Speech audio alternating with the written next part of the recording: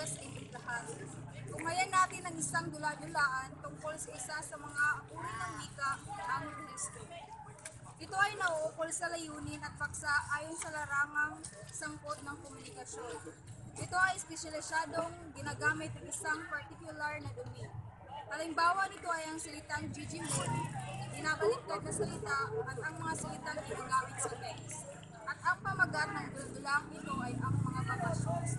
Bakasyon ang magbabarkadang sina Eduardo, Alvin at Kurt sa probinsya ng tiyuhin ni Alvin, sa bayan ng Baliktad. Una pa lang bakasyon sa lugar na iyon, kaya para sa kanila napaka-adventure daw. Ang mga salita ng mga tao dito ay kadalasang binabaliktad at doon nakuha ang pangalan ng kanilang bayan.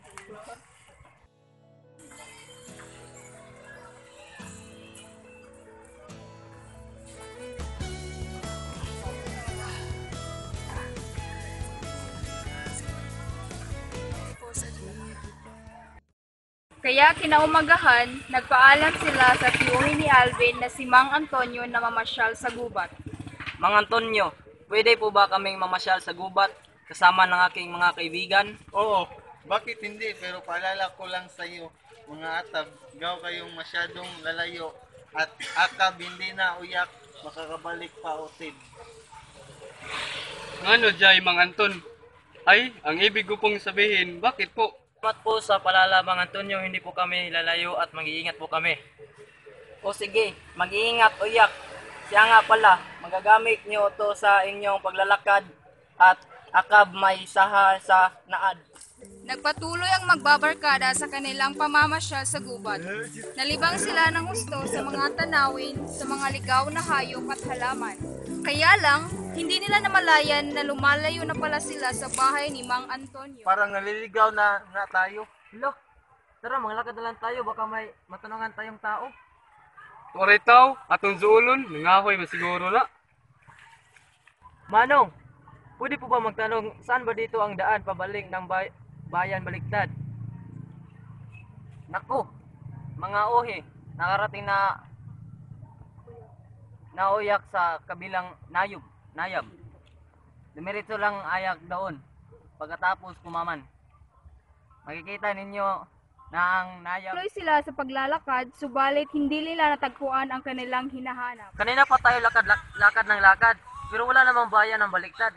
Tayo nang tagpuan, baka hindi na tayo makabalik. Adyo pagjul ka ginana ba, makauli ra lagi ta. Kagi dili og pulis. Why baji mura man pod og nazaag tara atong adtoon.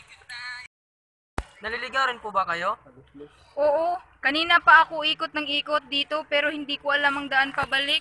Parang nawawala na ata ako. Taga saan ka ba? Taga Maynila ako pero nagbabakasyon ako dito sa bayan ng Baliktad sa aking tiyahin. Pangalan ko pala Jobilin.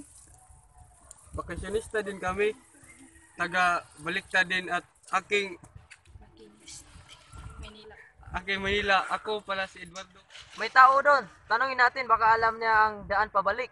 Sige, tara.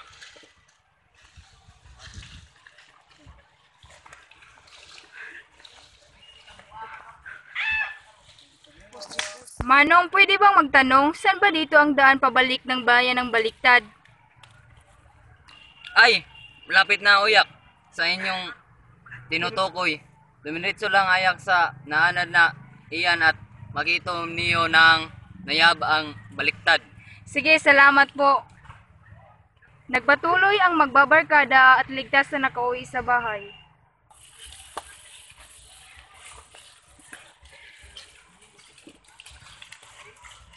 Oh mga atab, bakit ngayon lang uyak at unis yang kasama nyo?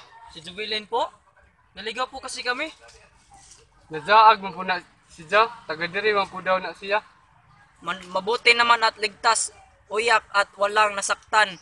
Agad pumasok uyak sa loob ng bahay at nang makakain uyak. Siguraduhin mutog na uyak sa